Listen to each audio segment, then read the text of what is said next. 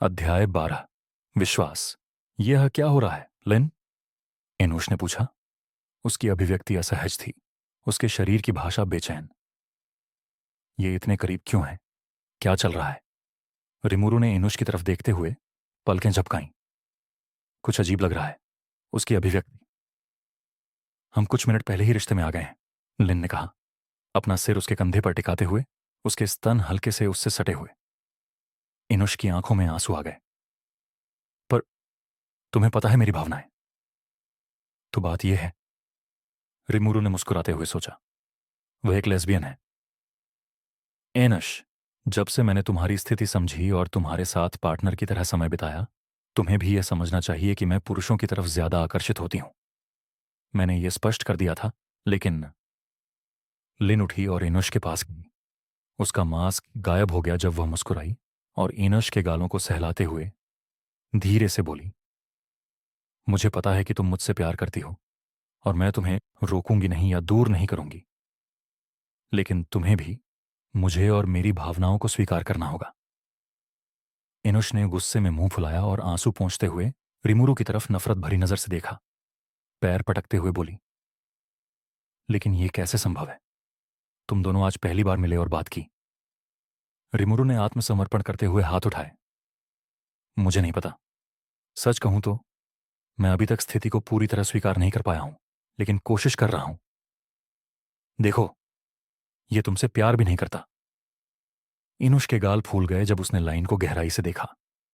लिन ने बेरुखी से रिमुरु की तरफ देखा। तो तुम मेरी तरफ आकर्षित नहीं हो? नहीं नहीं, मेरा मतलब यह नहीं है, रिमुरु ने कमजोर मुस्कान के साथ कहा, उसकी आंखों और फिर नीचे देखते हुए उसे नापा। तुम मेरी जिंदगी की सबसे खूबसूरत लड़की हो और एक पुरुष होने के नाते मैं तुम्हारी तरफ बहुत आकर्षित हूं। भगवान ना करे अगर कोई हमें एक कमरे में बंद कर दे। असल में इस बारे में कुछ नहीं कहना, रिमुरु ने खांसते हुए कहा। लेकिन सुनो। रिमुरु उठा और गंभीर होते हुए बोला, उसकी सुनहरी बादामी आंखें तेजी से चमकी। मैं अब तक एक कमजोर गुमनाम इंसान था, और हालांकि मुझे विश्वास था कि 18 साल का होने और भूल भुलैया में प्रवेश करने के बाद मैं अपनी जिंदगी बदल सकता हूं, मैं कुछ कचरों और अपनी बदकिस्मती की वजह से मर गया। लेकिन किस्मत ने मेरा साथ दिया, इसलिए मैं यहां हूं। और मैं नहीं चाहता कि मैं मरूं, बल्कि इस दुनिया में फलूं फूलूं। रिमुरु ने गंभीर अभिव्यक्ति के साथ जारी रखा।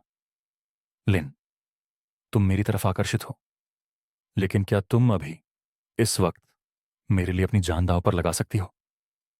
लिन ने भौहें चढ़ाईं। इनुश ने अचानक दांत पीसते हुए कहा, मैं लाइन के लिए अपनी जान दांव पर लगा सकती हूं। कम से कम मुझे खत्म तो करने दो। रिमुरु ने आंखें घुमाईं और लिन की आंखों में दृढ़ता से देखते हुए कहा, लिन, मैं ऐसे व्यक्ति को चाहता हूं जिस पर मैं पूरी तरह भरोसा कर सकूं। मैं हमेशा से अकेला रहा हूं, इसलिए मैं ऐसे व्यक्ति की तलाश में हूं। अगर मेरे पास कोई होगा जो मेरा साथ देगा तो यह बहुत अच्छा होगा, लेकिन इस दुनिया में मेरे जैसे अकेले व्यक्ति के लिए यह मुश्किल है, और तुम पहली व्यक्ति हो जो मेरे इतने करीब आई हो। मैं महसूस कर सकता हूं कि तुम सच्ची हो, क्योंकि तुमने अपनी भावनाओं के आधार पर काम किया है, और यह अच्छा है, यह बेहतर है, और इसीलिए मैं तुम पर भरोसा करने को तैयार हूं। क्या तुम भी ऐसा ही करोगी? लिन की गहरी नीली आंखें चमक उठी जब वह उसकी तरफ बढ़ी और उसकी कमर पर अपनी बाहें डालकर उसे चिपक गई। उसका चेहरा उसके चेहरे से सिर्फ 1 इंच दूर था जब वह मुस्कुराते हुए बोली, तुम्हें पता नहीं कि तुम हर पल मुझे अपने प्यार में गिराते जा रहे हो, डार्लिंग। उसका चेहरा और करीब आया और उसने अपने होंठ उसके होंठों पर रख दिए, उसे चूमते हुए। इनुश का चेहरा भयभीत हो गया। लिन का पहला किस? नहीं। लिन हंस पड़ी और रिमुरु की बाह में अपनी बाह डालते हुए इनुश की तरफ मुस्कुराई। यह हमारा पहला नहीं था। रिमुरु ने खांसी की। तुम लोग कितनी तेज हो, अब इसे जुदाई शुरू मत करो। इनुश ने मुंह फुलाया और गुस्से में पैर फटके। उसके शब्दों ने रिमुरु और लिन दोनों के कान लाल कर दिए। इनुश झोपड़ियों में फिर से खोजबीन करने चली गई, जबकि रिमुरु और लिन एक पेड़ के नीचे आराम करते हुए अपनी स्थिति की जांच करने लगे। मेरा वर्तमान फोकस और परसेप्शन अभी के लिए काफी है। मेरा मुख्य हमला करने वाला हथियार फिजिकल एन्चेंटमेंट है। इसलिए स्ट्रेंथ बढ़ाने से मैं उच्च स्तर के राक्षसों को आसानी से मार सकूंगा।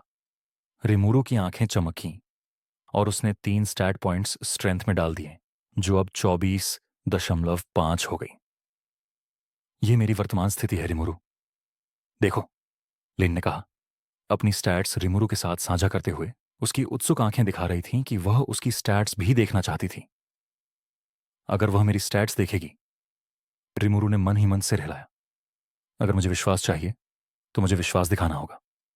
लिन, adventure rank bronze, level 7 11%, class phantom thief, S, vitality 100%, mana 0.000, 250 bye 250, stats 0 assign न किए गए पॉइंट्स,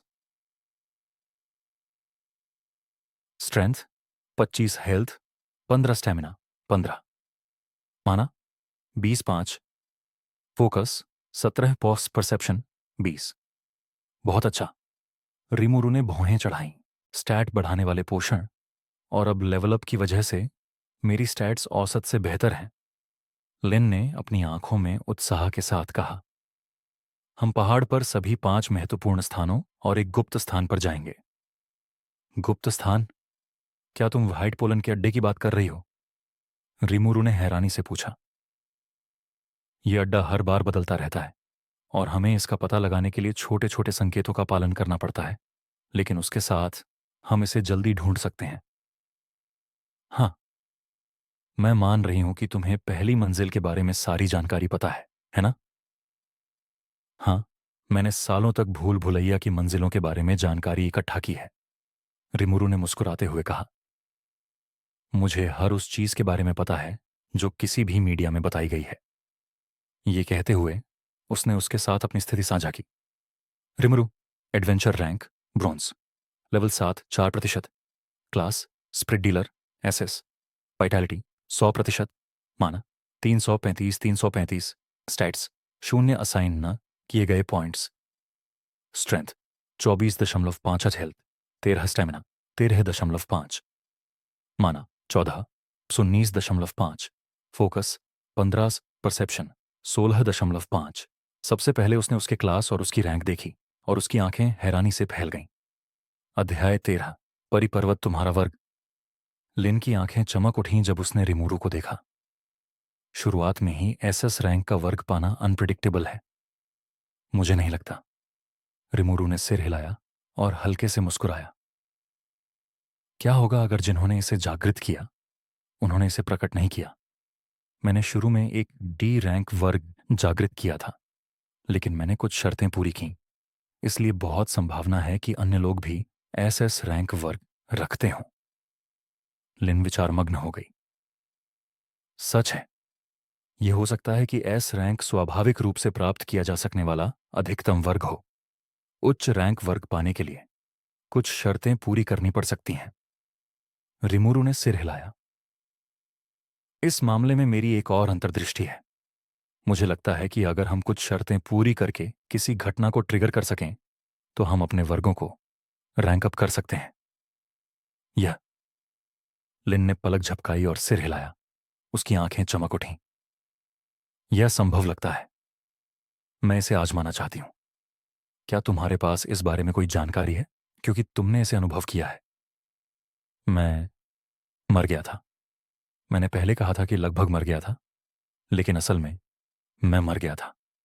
रिमूरू ने मुस्कुराते हुए कहा, उन तीनों ने मुझे निस्संदेह मार डाला था।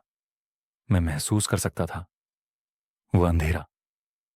लेकिन फिर मैंने सुना कि मैंने कुछ शर्तें पूरी कर ली थीं और इस नए वर्ग के साथ पुनर्जीवित हो गया। यह काफी चरम शर्त है। लिन ने खेद जताया। मैं मरने की कोशिश नहीं करना चाहती। बिल्कुल। रिमूरू ने खोखली हंसी छोड़ी। लेकिन मुझे लगता है कि सुराग हमारे वर्ग में होना चाहिए। साथ ही हमें स्तर 10 तक पहुंचने और विशेष वर्ग प्राप्त करने तक इंतजार करना चाहिए, इससे पहले कि हम इसे खोजें। यह सच है। लिन ने मुस्कुराते हुए सिर हिलाया और अपनी बाहें फैलाईं। फिर उन्होंने रिमूरू की गर्दन के चारों ओर डाल दीं, इससे पहले कि वह उसके होंठों पर अपने होंठ रख दे। जल्द ही रिमूरू के हाथ उसकी कमर के चारों ओर चले गए उसकी मोहक खुशबू उसकी नाक में समा गई। जब उनके होंठ एक दूसरे से खेलने लगे, उसके होंठों का स्वाद अजीब तरह से मीठा लग रहा था। लिन के हाथ कस गए जब वह और करीब आई, एक विद्युतीय आनंद महसूस करते हुए।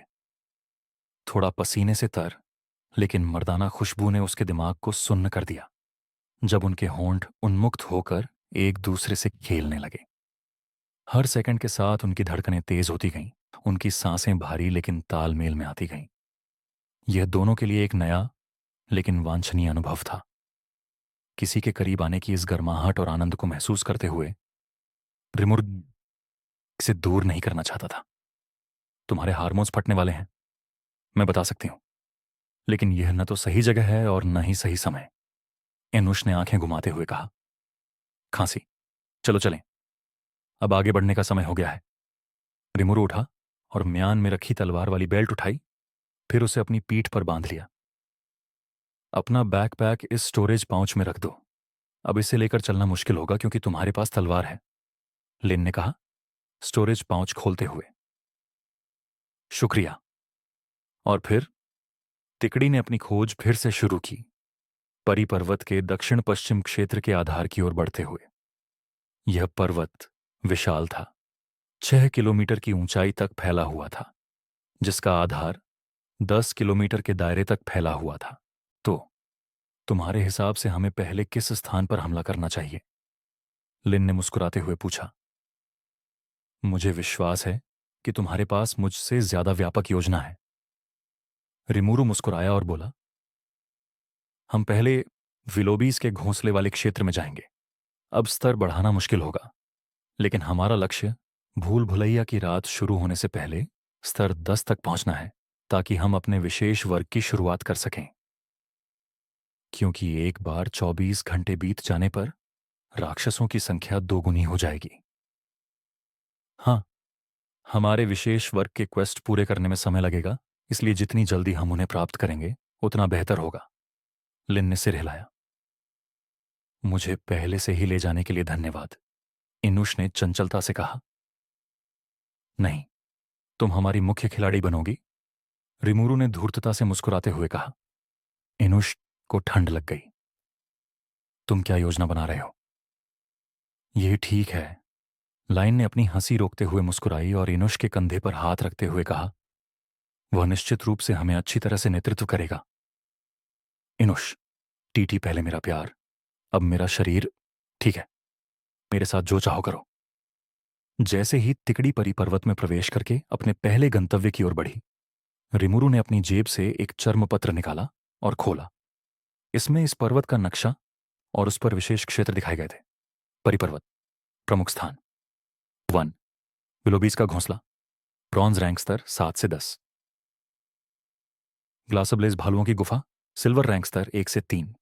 3, the shimmering fan, silver rank स्तर 3 से 5-4 ब्रायरूट ग्रो, सिल्वर रैंक स्तर 5 से 7-5 फ्रॉस्टबाइट चट्टानें, रजत रैंक स्तर 7 से 10 पर्वत पर गुप्त क्षेत्र, व्हाइट पोलन का अड्डा, सिल्वर रैंक स्तर 1 से 10 पर्वत पर field boss, blade mantis, bronze rank स्तर 10 मैडनिंग बीवर, सिल्वर रैंक स्तर 5 वैंडरिंग फेरी, सिल्वर रैंक स्तर 10।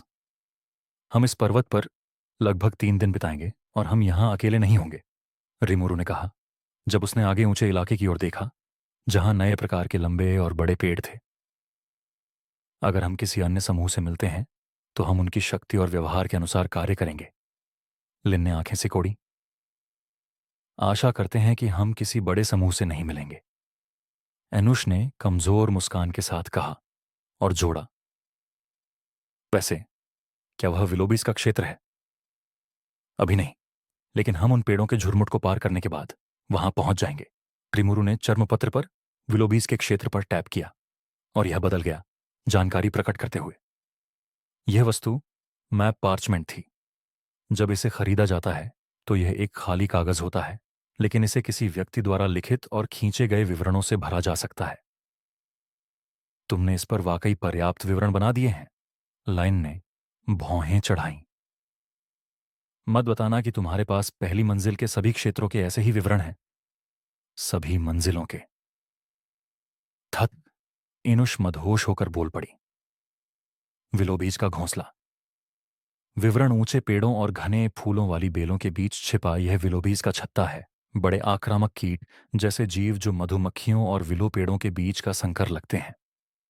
वे जादुई फूलों के अमृत को खाते हैं, जिससे उन्हें पराग की गोलियां चलाने और घुसपैठियों को फंसाने के लिए बेलों को बुलाने की क्षमता मिलती है।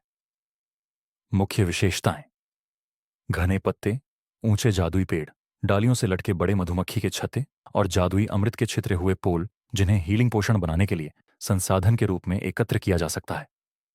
राक्षस: विलोभी मजदूर, कमजोर, झुंड के दुश्मन। विलोभी संरक्षक: बड़े जहरीले डंक वाले। विलोभी रानी: बॉस दुश्मनों को फंसाने के लिए जड़ें और बेलें बुलाती है। चलो चलें। हम 1 किलोमीटर की दूरी पार करने के बाद उनके क्षेत्र में प्रवेश करेंगे। हम जंगली राक्षसों से मिल सकते हैं, लेकिन वे हमारे लिए खतरा नहीं होंगे जब तक कि यह निचले क्षेत्र का फील्ड बॉस ब्लेड मेंटिस ना हो। अध्याय 14। विलोबीज का घोंसला, थंडरबर्ड गिल्ड समूह। एक दूसरे।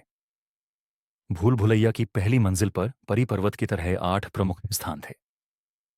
इन 8 स्थानों में से किसी का भी अन्वेषण करना और वहां सफलतापूर्वक रोमांच करने से एडवेंचरर्स शक्तिशाली बन सकते थे, क्योंकि प्रत्येक प्रमुख स्थान पर रजत रैंक स्तर 10 तक के राक्षस होते थे, जो पहली मंजिल पर स्तर की सीमा भी थी। परी पर्वत पर जितना ऊपर जाते थे उतने ही शक्तिशाली राक्षस मिलते थे, जिनमें रजत रैंक के राक्षस भी शामिल थे। कांस्य रैंक की सीमा स्तर 10 थी। स्तर 10 तक पहुंचने के बाद 2 चीजें होती थीं। एक विशेष वर्क क्वेस्ट, 2 रजत रैंक तक पहुंचने के लिए उन्नति परीक्षा, और फिर स्तर 0 से सोने की रैंक परीक्षा के लिए स्तर 30 तक। रिमूरू का लक्ष्य विलोबीज के घोंसले को साफ करके स्तर 10 तक पहुंचना था। यह खतरनाक था, क्योंकि विलोबीज उड़ने वाले राक्षस थे और इनसे लड़ने के लिए एक निश्चित मात्रा में युद्ध कौशल और क्षमताओं की आवश्यकता थी। लेकिन भूल भुलैया के पहले दिन स्तर 10 तक पहुंचने के लिए यह सबसे तेज स्थान था। स्तर 7 से स्तर 10 तक पहुंचने के लिए आवश्यक अनुभव की गणना के अनुसार किसी को 15 स्तर 10 के राक्षस, 50 स्तर 9 के राक्षस या 100 स्तर 8 के राक्षस मारने की आवश्यकता होती थी। एक ही स्थान पर खेती करना उपयोगी नहीं था, क्योंकि उनसे निचले स्तर के एक ही राक्षसों को मारने से अंततः 0 एक्सपी मिलता था। जब तिकड़ी अंततः ऊंचे पेड़ों के क्षेत्र में प्रवेश कर गई तो इनुष ने लगभग जोर से गाली दे दी। वे तीनों जल्दी से एक पेड़ के पीछे छिप गए। धत, यहां पहले से ही एक समूह है, इनुष ने फुसफुसाया। हम क्या करें? क्या वे तुम्हारे लिए परिचित हैं? लिन रिमुरु ने पूछा, जबकि वह चुपके से उन्हें देख रहा था। लिन का सिर उसके ठीक ऊपर था जब वे दोनों पेड़ के पीछे से झांककर 6 लोगों के समूह को देख रहे थे। वे उनकी उम्र के ही थे, लेकिन उनके साथ एक मध्य 20वां दशक का एक बड़ा आदमी भी था। वे विदेशी हैं, निश्चित रूप से हमारे शहर से नहीं। लिन ने आंखें सिकोड़ी। हालांकि उनके कपड़े अलग हैं, लेकिन उनमें से प्रत्येक के कोहनी के ऊपर एक पट्टी है जो कुछ परिचित सी लगती है। रिमुरु ने अपने सिर को एक नरम तकिए पर महसूस किया।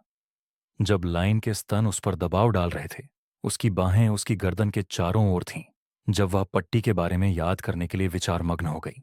इस बीच इनुष पीछे से लिन के नितंबों को घूर रही थी। उसके हाथ उठे हुए थे और उंगलियां हिल रही थीं, एक उत्सुक अभिव्यक्ति के साथ, जैसे कि वह उन्हें निचोड़ना चाहती थी। मुझे अब याद आया। लिन पेड़ के पीछे बैठ गई। उसकी आंखों में एक प्रकाश बल्ब जल उठा। वह पट्टी थंडरबर्ड गिल्ड की है। यह शीर्ष 10 वैश्विक गिल्ड नहीं है, लेकिन फिर भी यह 14वें स्थान पर है और काफी शक्तिशाली है। तो वे इस महीने भर्ती किए गए नए सदस्य हैं। रिमुरु ने भौहें चढ़ाईं। उन्होंने एक नाइट भी साथ लिया है। नाइट एक ऐसा शब्द था जिसका उपयोग उन एडवेंचरर्स के लिए किया जाता था जो उच्च स्तर पर थे, लेकिन फिर भी भूल भुलैया की निचली मंजिलों पर अन्य एडवेंचरर्स के साथ जाते थे। नाइट शब्द इसलिए दिया गया था क्योंकि प्रत्येक मंजिल पर प्रवेश की सीमाएं थीं। पहली मंजिल की सीमा रजत रैंक स्तर 10 थी। अगर इस स्तर से ऊपर का कोई भी व्यक्ति भूल भुलैया में प्रवेश करता तो उसके स्टैट्स पर एक दंड के साथ दबाव डाला जाता था। उनके स्टैट्स रजत रैंक स्तर 5 के समान हो जाते थे।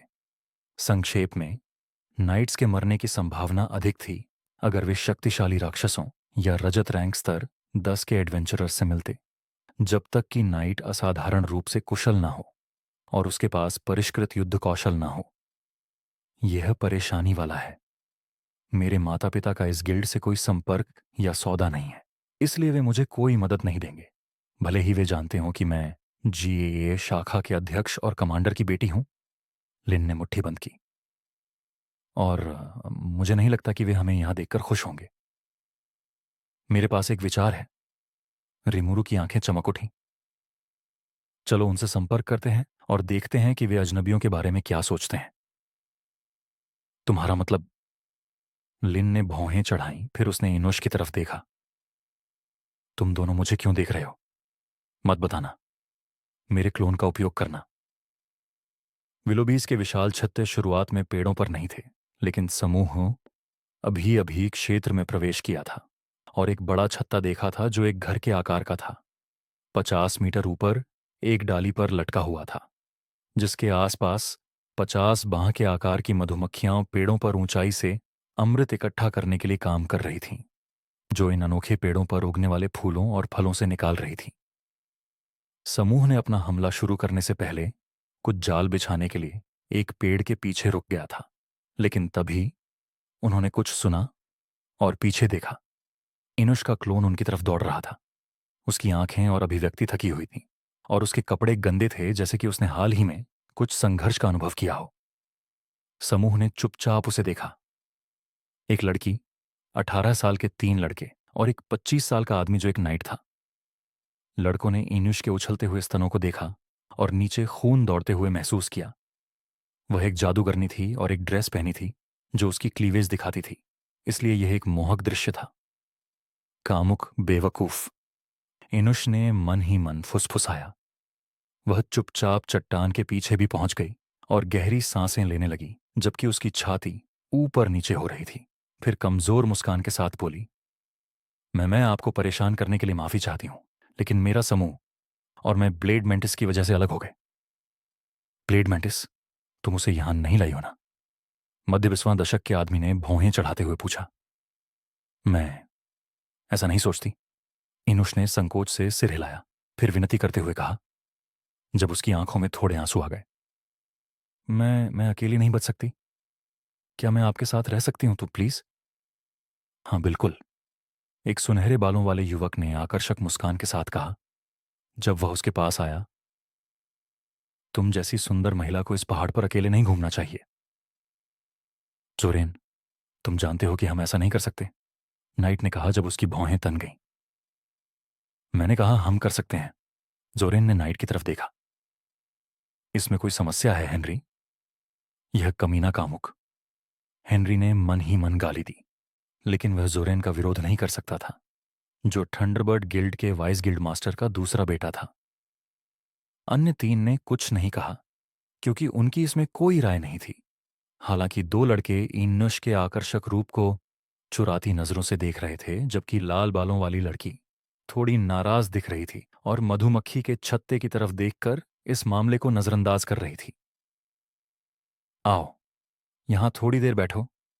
झोरेन ने ईएनई के कंधों को प्यार से पकड़ा और उसे चट्टान पर बैठा दिया।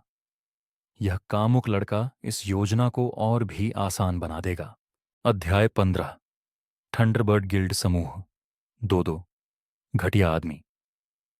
मैं इनुश हूं, धन्यवाद जोरेन। अनुष ने आंसू पोंछते हुए मुस्कुराई। क्या आप मेरे दोस्तों को ढूंढने में मेरी मदद कर सकते हैं प्लीज? आप ब्लेड मैटिस को भी मार सकते हैं और इनाम पा सकते हैं। वे इस क्षेत्र से ज्यादा दूर नहीं हैं। ब्लेड मैंटिस से कम संभावना के साथ एक विशेष तलवार मिल सकती है, इसलिए यह प्राथमिकता है, हेनरी ने कहा। हमें दूसरों से पहले इसे मारना होगा, लेकिन अभी के लिए हम विलोबीज के उस एक छत्ते को साफ करेंगे, क्योंकि हम तैयार हैं। जाल के साथ इसमें अधिकतम 10 मिनट लगेंगे, बशर्ते तुम चारों योजना के अनुसार ठीक से समन्वय करो। तब पर ब्लेड मैंटिस मेरे दोस्तों का पीछा कर रहा होगा, इनुश ने कहा। लाल बालों वाली लड़की की तरफ संक्षिप्त नजर डालने के बाद जोरेन की ओर मुड़ते हुए, यह कुतिया क्यों देख रही है? आशा है कि हम उनके पास से गुजरने से पहले पकड़े नहीं जाएंगे। योजना यह थी कि इस समूह को विचलित करते हुए उनके आसपास से निकलकर इस क्षेत्र में गहराई तक जाया जाए और एक या दो विलोबीज के छत्तों को खत्म किया जाए। बेशक इस योजना को सफल बनाने के लिए दो बिंदुओं को पूरा करना था और एनुश ने दूसरे बिंदु पर आगे बढ़ी। प्लीज जोरेन, मैं अपने बॉयफ्रेंड के लिए चिंतित हूं। अगर हम अभी ही उनके पास जा सकें तो मैं हमेशा आभारी रहूंगी, इनुश ने कहा। उसकी आंखें फिर से नम हो गईं। थप। इनुश ने अपने गाल पर एक तीखा दर्द महसूस किया जब जोरेन ने गुस्से में उसे थप्पड़ मारा। कुतिया, क्या तुम समझती हो कि मैं मूर्ख हूं? तुम्हारा पहले से ही बॉयफ्रेंड है, फिर भी तुम चाहती हो कि मैं उन्हें बचाऊं? जोरेन ने कहा। उसकी संकरी आंखें कामुकता से चमक रही थीं जब वह उसे घूर रहा था और उसकी कलाई को जोर से पकड़ लिया। उसका दूसरा हाथ अपने स्टोरेज पाउच में गया और उसने हैंडकफ्स की एक जोड़ी निकाली, एक जादुई वस्तु जिसे अर्थ यूनियन ने बनाया था, जो माना प्रवाह को बाधित करके किसी को भी स्किल्स का उपयोग करने से रोकती थी। तो तुम क्या कर रहे हो? एनश ने अपने हाथों को हैंडकफस में पाया। यह हरामखोर। लाल बालों वाली लड़की कुछ कहना चाहती थी लेकिन चुप रही। ये कचरा इंसान। लड़के भी उसे रोकना चाहते थे, लेकिन अगर उन्होंने कुछ कहा तो जोरेन आसानी से उन्हें गिल्ड से निकाल सकता था। जब हम कैंप करेंगे तो मैं तुम्हारे साथ मजा लूंगा। अगर तुमने मुझे संतुष्ट किया तो मैं तुम्हारे दोस्तों को बचा लूंगा, जोरेन ने घटिया मुस्कान के साथ कहा। बस हो गया। इस नराधम को मरना चाहिए। अब तुम्हें सावधान रहना चाहिए, तुम कचरा इंसान, इनश ने ठंडे स्वर में कहा, इससे पहले कि उसका क्लोन फट जाए। धम। अब यह क्या बकवास है? जोरेन उसके सबसे करीब था, इसलिए वह घायल हो गया। उस पर लगी रक्षात्मक वस्तु ने नुकसान को और कम कर दिया, इसलिए उसे सिर्फ सतही जलन हुई। तीनों कांस्य रैंक के एडवेंचरर्स थोड़े घायल हुए, जबकि हेनरी सुरक्षित था। वहीं रिमुरु और लिन पहले ही समूह के पास से गुजर चुके थे और इस क्षेत्र में लगभग 100 मीटर अंदर पहुंच गए थे, जबकि एनुश के असली शरीर को ले जा रहे थे, जो इस समय एक पेड़ के पीछे आराम कर रहा था। लिन उस बीहाइव पर निशाना साधने की स्थिति में थी जो उस समूह के पास था, और जैसे ही उसने धमाका सुना, उसने तीर छोड़ा जो एक स्तर 7 विलोबी वर्कर को भेदता हुआ सीधे घर के आकार के उस विशाल छत्ते से टकराया। छत्ते पर हमला करो, उस नराधम को मार डालो, इनुश ने गुस्से में चीखा जैसे ही उसके असली शरीर में संवेदनाएं लौटी। क्या हुआ? रिमुरु इनुश के विस्फोट पर हैरान था। उन्होंने क्या किया? मैंने पहले ही कर दिया, लिन ने एनुश की तरफ देखते हुए कहा। उनके पास एक नाइट है, इसलिए अगर वे अच्छे लोग हैं तो भी उन्हें कोई खतरा नहीं है, लेकिन उसकी आंखें संकरी हो गईं जब उसने जारी रखा। वहां क्या हुआ था? क्या वे इतने बुरे थे? सभी नहीं, इनुश ने कहा, शांत होते हुए। लेकिन वह सुनहरे बालों वाला नाराधम जोरेन किसी बड़े आदमी का बेटा है, इसलिए वह नाइट भी उसकी आज्ञा मानता है। गिल्ड में शामिल होने के इच्छुक उन 3 नए सदस्यों की तो बात ही छोड़ दो। एनुश ने मुट्ठियां भींची, उसकी आंखें कांप रही थीं।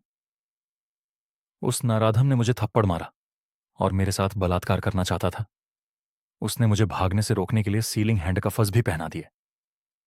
वह कांप उठी जब उसके दिमाग में कुछ यादें ताजा हो गईं और उसने सिर झुका लिया। उसकी सांसें अनियमित हो गईं, मुट्ठियां भींची हुईं। वह कचरा इंसान। सॉरी, अनैट। लिन उसके पास गई और उसे गले लगाते हुए पीठ सहलाई।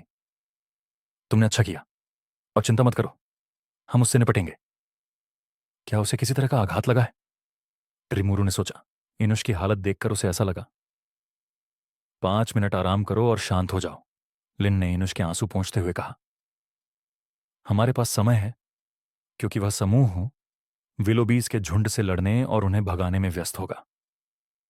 रिमुरु ने उस क्षेत्र को देखा जहां एक बड़ा अवरोध उस समूह को ढक रहा था। वह इस स्थिति से उन लोगों को नहीं देख सकता था क्योंकि एक बड़ी चट्टान थी, लेकिन स्थिति को देखते हुए स्पष्ट था कि उन्होंने वहीं रुकने का फैसला किया था। ऐसा लगता है कि वे भागने के बजाय विलोबीज को मारेंगे। वह नाइट रजत रैंक स्तर 5 का है, लेकिन उसका अवरोध कौशल इन कांस्य रैंक की मधुमक्खियों से 1 घंटे तक आसानी से सुरक्षा कर सकता है। भले ही विलोभी रानी उस छत्ते से निकल आए, माना रिकवरी पोषण की कमी की तो बात ही छोड़ दो। लिन ने सिर हिलाया। उनके पास तैयारी करने और 4 नए सदस्यों को उनसे निपटने देने के लिए पर्याप्त समय है। आखिरकार अगर वह नाइट विलोबीज को मार देता तो यह उचित नहीं होता, क्योंकि किसी को भी एक्सेप्ट नहीं मिलता।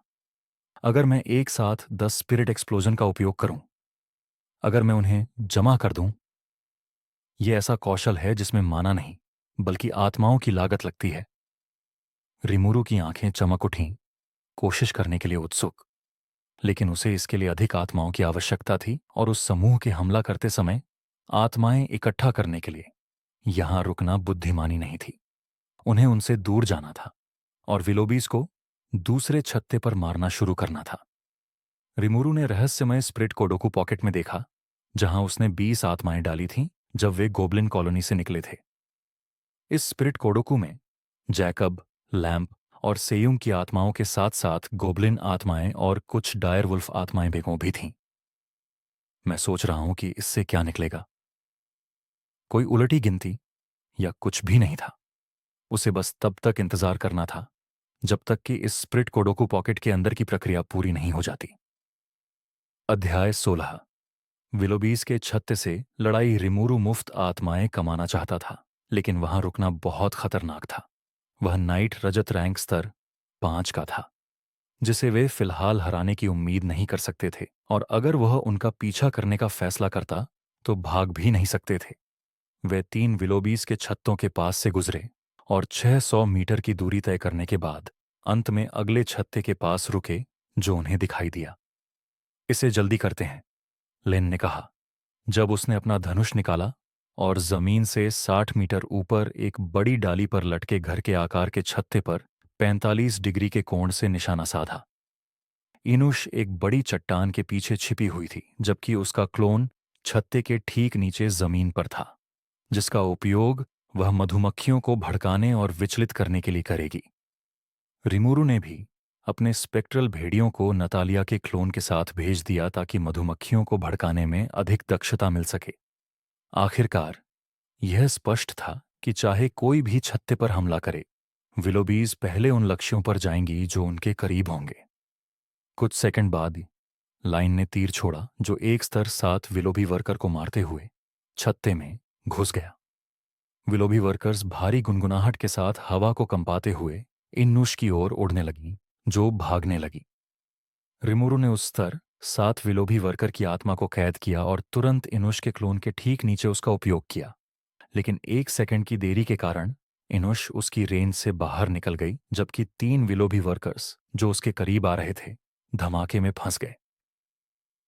अपने एक स्तर 7 विलोबी वर्कर को मार दिया है। अपने को मार दिया है। 2 विलोबी वर्कर्स मर गए, जबकि एक घायल हो गया। इसी बीच लाइन ने भी माना से सशक्त तीर चलाना शुरू किया, जो अक्सर एक साथ 2 या 3 विलोबी वर्कर्स को भेद देते थे। जब 15 विलोबी वर्कर्स मर गए तो विलोबी गार्ड्स छत्ते से निकल आए। वे बड़े थे और उनके पास एक बड़ा जहरीला डंक था, विलोबी वर्कर्स के विपरीत जिनके पास छोटे डंक होते थे और वे आमतौर पर अपने छेदने वाले हाथों से हमला करते थे। स्तर 8 और 9 के 10 विलोबी गार्ड्स आ गए और वे तेजी से रिमुरु और लाइन की ओर उड़ने लगे। उनके डंक से बचो या उन्हें नष्ट कर दो, रिमुरु ने कहा, अपनी तलवार म्यान से निकालते हुए। उसकी आंखें उत्तेजना की चमक से जगमगा रही थीं जब वह आगे बढ़ा। वह तलवार लेकर शारीरिक रूप से लड़ना चाहता था जिस क्षण से उसने इसे पकड़ा था, और आते हुए विलोबी गार्ड्स को देखकर वह खुद को रोक नहीं सका। श्री रिमुरु को आगे बढ़ते देख 4 काले जहरीले डंक उस पर छोड़े गए, लेकिन रिमुरु ने तलवार घुमाई और एक को नष्ट करते हुए तेज गति से आगे बढ़ा। फिर कूदकर सीधे एक विलोबी गार्ड पर उतरा। उसकी तलवार उसके सिर में घुस गई।